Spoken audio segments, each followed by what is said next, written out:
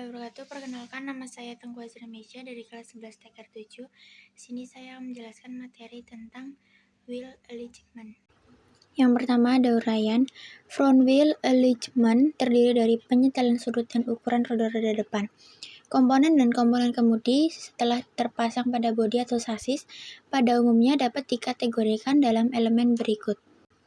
Yang pertama ada camber, yang kedua ada steering axis atau kingpin inclination, yang ketiga ada caster, yang keempat ada two angle, yang kelima ada touring radius. Pengaturan sudut-sudut dan ukuran ini tergantung pada sistem suspensi, sistem penggerak roda, dan sistem kemudi. Tujuannya agar kemampuan kendaraan dan stabilitas kemudi dapat mencapai optimum. Stabilitas pengemudian serta penggunaan komponen dapat bertahan lama. Kita masuk ke komponen yang pertama, yaitu camber.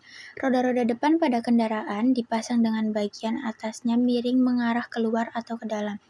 Ini akan dapat dilihat langsung dari bagian depan. Ini disebut camber dan pengukurannya dalam derajat kemiringan dari posisi vertikal. Bila miringnya roda ke arah luar disebut camber positif. Sebaliknya, bila miringnya ke arah dalam disebut camber negatif. Untuk camber positif sendiri, pada kendaraan yang memiliki camber positif, beban kerja pada steering knuckle yang berposisi dekat dengan spindle dasar untuk mengurangi beban pada steering knuckle. Kemudian untuk camber negatif, tujuan camber negatif adalah untuk mengutamakan kendaraan dapat lurus dan stabil. Camber negatif mengurangi ground camber kendaraan setelah menggelinding atau kemiringan kendaraan selama membelok untuk menyempurnakan kemampuan belok kendaraan. Untuk komponen selanjutnya ada steering axis inclination. Sumbu tempat roda berputar saat berbelok ke kiri atau kanan disebut steering axis. Axis atau sumbu ini digambarkan sebagai garis imajinasi antara bagian atas dari shock absorber upper support bearing dengan lower suspension arm ball joint. Jarak T yaitu jarak dari titik potong garis tengah ban dengan jalan ke titik potong steering axis dengan jalan disebut offset.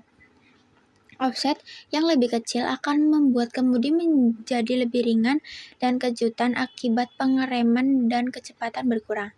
Di samping itu, steering axis inclination menghasilkan daya balik kemudi dengan cara memanfaatkan berat kendaraan.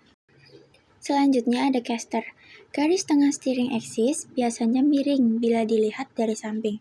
Sudut yang dibentuk oleh garis ini dengan garis vertikal disebut caster.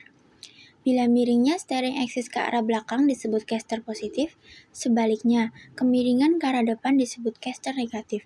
Jarak dari titik potongan garis tengah steering axis dengan jalan ke titik pusat singgung ban dengan jalan disebut trail. Caster positif yang besar menyebabkan trail makin panjang dan daya balik kemudi makin besar. Akan tetapi, kemudi cenderung menjadi lebih berat. Caster negatif membuat kemudi ringan, tetapi kestabilan kendaraan saat berjalan lurus menjadi kurang, dan kemudi kurang dapat dikontrol. Komponen selanjutnya ada two angle atau two in dan two out. Bila bagian depan roda lebih kecil ke arah dalam daripada bagian belakang roda, bisa dilihat dari atas, ini disebut two in. Sebaliknya, susunan yang berlawanan disebut two out. Two in dan two out dinyatakan dalam satu dan jarak sudut A dan sudut B.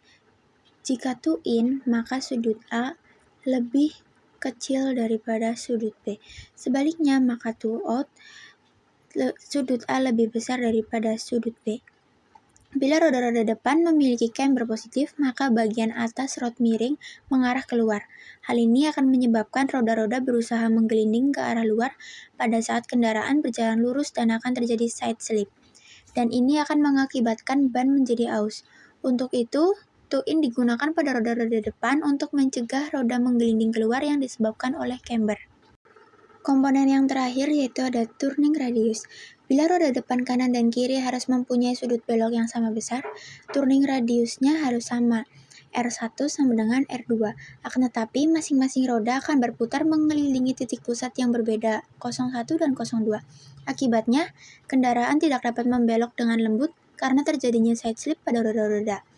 Untuk mencegah ini, knuckle arm dan T-rod disusun agar pada saat membelok roda-roda sedikit two out.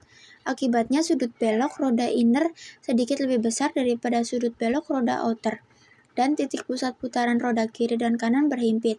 Akan tetapi radiusnya berbeda. R1 lebih besar daripada R2. Prinsip ini disebut prinsip Ackermann. Selanjutnya ada side slip. Side slip adalah jumlah jarak selipnya roda kiri dan kanan ke arah samping pada saat kendaraan bergerak. Side slip diukur dengan side slip tester pada saat kendaraan bergerak lurus dan perlahan. Side slip pada umumnya dinyatakan dalam milimeter per 1 meter bergeraknya kendaraan ke depan. Pada umumnya besarnya side slip adalah 0-3 mm atau 0-0,118 in. Tujuan mengukur side slip adalah untuk menilai wheel alignment secara keseluruhan pada saat kendaraan berjalan lurus. Terjadinya side slip terutama disebabkan oleh kesalahan camber atau two-in. Akan tetapi, caster dan sudut kingpin steering axis inclination perlu mendapat perhatian pula. Saya kira cukup untuk materi kali ini. Apabila ada kesalahan, mohon dimaafkan. Terima kasih. Wassalamualaikum warahmatullahi wabarakatuh.